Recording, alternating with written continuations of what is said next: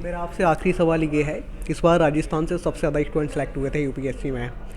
आपको क्या लगता है कि नेक्स्ट ईयर भी इसी तरीके से बाजी मार के रख पाएंगे? सही कहते हैं, क्योंकि there is no substitute to your hard work and studying. बाकी स्ट्रैटेजीज इंपॉर्टेंट होती हैं कि आपको अपनी खुद की स्ट्रैटेजी बनानी होती है, क्योंकि कहीं की भी कॉपी आप नहीं कर सकते हो। इसमें ये सबकी जर्नी सब बहुत अलग अलग होती है, तो एक लौती स्ट्रैटेजी किसी की नहीं है, सबकी अपनी अपनी होती है। तो ऐसे में हार्ड वर्क और आपका जो पढ़ाई की तरफ जो आपका ऑनेस्टी है वो बहुत ज़रूरी हो जाता है। इम्पोर्टेंट रोल रहा है in the entire journey with respect to the preparation, note making, everything, and especially with answer writing, जहाँ सर ने प्रॉपर गाइडेंस दी थी कि कैसे लिखना होता है, कैसे अपने आंसर्स में आप वैल्यू एडिशन कर सकते हैं और कैसे आप उसे ज़्यादा लेजिबल और इम्पॉर्टेंस आप दिखा सकते हो। तो वो काफ़ी इम्पॉर्टेंट रोल था। नमस्ते दोस्तों, मैं हूं शिवम दिवाकर और अक्सर आपके लिए वीडियो नई नई लेकर के आता रहता हूं। आज की वीडियो में हमारी खास मेहमान है पूजा मीना मैम। इन्होंने भी यूपीएससी सीएससी 2023 में सफलता हासिल की है। बहुत सारी स्टूडेंट की ऐसी कहानियां हमने आपको दिखाई हैं। सबसे पहले मैं आपको पूजा जी बधाई देना चाहूँगा, बहुत बहुत थैंक यू सो मच। आप कहाँ से हैं और ग्रेजुएशन वगैरह आपने कहाँ से कंप्लीट किया है अपना? मेरा नाम पूजा मीना है। मैंने अपना graduation Miranda house university of Delhi से किया है। मैं वैसे राजस्थान की रहने वाली हूँ, पर मेजॉरिटी ऑफ माय टाइम, क्योंकि मेरी पापा की पोस्टिंग तमिलनाडु में थी, तो हमने वहीं बिताया है। ये आपका कौन सा अटैम्प्ट था? ये मेरा थर्ड अटेम्प्ट था, first mains and first interview. आपका ऑप्शनल क्या रहा था? क्योंकि जब भी कोई स्टूडेंट यूपीएससी की तैयारी करता है ऑप्शनल सब्जेक्ट को सिलेक्ट ही करना पड़ता है। आपका क्या था? मेरा ऑप्शनल मेरे ग्रेजुएशन सब्जेक्ट से ही था, जो कि केमिस्ट्री है।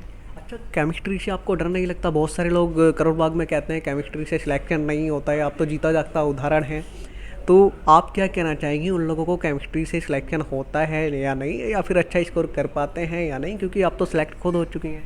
मेरे हिसाब से कोई भी ऑप्शनल बुरा नहीं होता, और स्पेशली साइंस स्टूडेंट्स के लिए chemistry is a very good optional, क्योंकि आपके पास एक स्टैटिक पार्ट होता है। स्पेशली साइंस स्टूडेंट्स को यूजुअली करंट अफेयर्स और ये सब अपडेशन में थोड़ी दिक्कत हो सकती है। तो वहीं अगर आपका ऑप्शनल थोड़ा स्टैटिक होता है, जैसे केमिस्ट्री है, तो it's a very good source, और इससे स्कोर भी बहुत अच्छे आते हैं। तो return on investment is very high in chemistry.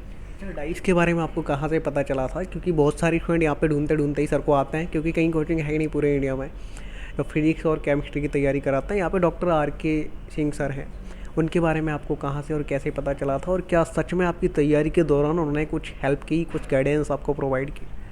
Sir के बारे में एक्चुअली मेरे पापा ने रिसर्च की थी, तो उसके थ्रू हमें इस कोचिंग इंस्टीट्यूट के बारे में पता चला था, प्लस न्यूज़पेपर आर्टिकल्स से भी, क्योंकि केमिस्ट्री के लिए सिर्फ ये ऑल ओवर इंडिया एक लौती इंस्टीट्यूट माना जाता है। तो वहाँ से हमें पता चला था। सर का काफ़ी इंपॉर्टेंट रोल रहा है in the entire journey with respect to the preparation, note making, everything, and specially with answer writing, जहाँ सर ने प्रॉपर गाइडेंस दी थी कि कैसे लिखना होता है, कैसे अपने आंसर्स में आप वैल्यू एडिशन कर सकते हैं और कैसे आप उसे ज़्यादा लेजिबल और इम्पॉर्टेंस आप दिखा सकते हो।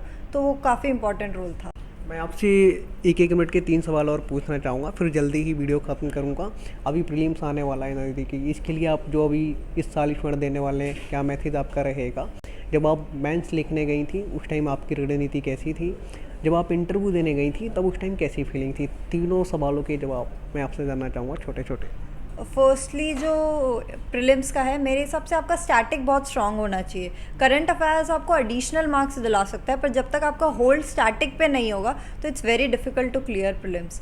Secondly, with respect to mains, आपके हैंड रिटन शॉर्ट नोट्स होने बहुत ज़रूरी हैं, बिकॉज आपको बहुत कम टाइम में बहुत सारे सब्जेक्ट्स कवर करने होते हैं। तो ऐसे में अगर आपके खुद के हैंड रिटन नोट्स नहीं होते तो it becomes very difficult, specially जब आपके पास 3-4 घंटे ही रहते हैं एक दोनों पेपरों के बीच में। तो इट बिकम्स वेरी इंपॉर्टेंट आप अपना रिविजन बहुत जल्दी कर पाएँ, और उसके लिए शॉर्ट नोट्स आर इम्पॉर्टेंट। और इंटरव्यू का तो I think it's a very good feeling कि आप वहाँ यूपीएससी भवन में पहुँच चुके हो, बट नर्वसनेस काफ़ी ज़्यादा होती है अंदर जाने से पहले। तो आपको बस अपने आप को ये बताना होता है कि आप यहाँ तक पहुँचे हो, इतने लोगों को पीछे छोड़ के आप यहाँ तक पहुँचे हो, तो इट मीन्स कि आप में है वो कैलिबर।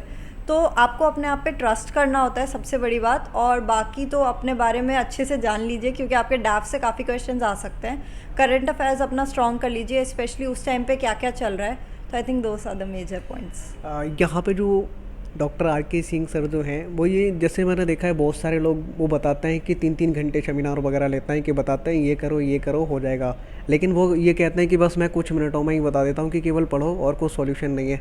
आपको क्या लगता है, आप टॉपर हैं, आप सिलेक्टेड हैं? आई मीन सही कहते हैं, क्योंकि there is no substitute to your hard work and studying.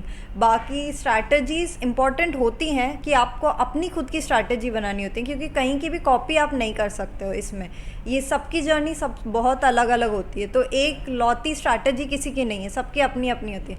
तो ऐसे में हार्ड वर्क और आपका जो पढ़ाई की तरफ जो आपका ऑनेस्टी है वो बहुत ज़रूरी हो जाती है। मेरा आपसे आखिरी सवाल ये है, इस बार राजस्थान से सबसे ज़्यादा स्टूडेंट सेलेक्ट हुए थे यूपीएससी में। आपको क्या लगता है कि नेक्स्ट ईयर भी इसी तरीके से बाजी मार के रख पाएंगे, क्योंकि आप खुद राजस्थान से हैं? मैंने ज़्यादा एक्चुअली फॉलो नहीं किया उसको, रिज़ल्ट को, क्योंकि वापस प्री के लिए भी तैयारी करनी थी। But I think all over India से काफ़ी लोग सेलेक्ट होते हैं, तो आई एम नॉट श्योर कि स्टेट वाइज कोई भी कमेंट कर पाऊँ मैं। इस बार आप फिर से देंगे रैंक्स को, और कम लाने के लिए कितना रैंक था इस बार आपका? 788 रैंक था। हमारी तरफ से आपको बहुत बहुत बधाई। अगर आपको ऐसा लगता है दोस्तों कि हम कोई और सवाल पूछना भूल गए हैं तो आप कमेंट बॉक्स में ज़रूर लिख भेजिए। आज की वीडियो में हमारे साथ में थी पूजा मीना मैम, जिनसे हमने बात की है। मिलते हैं आपसे किसी और वीडियो में।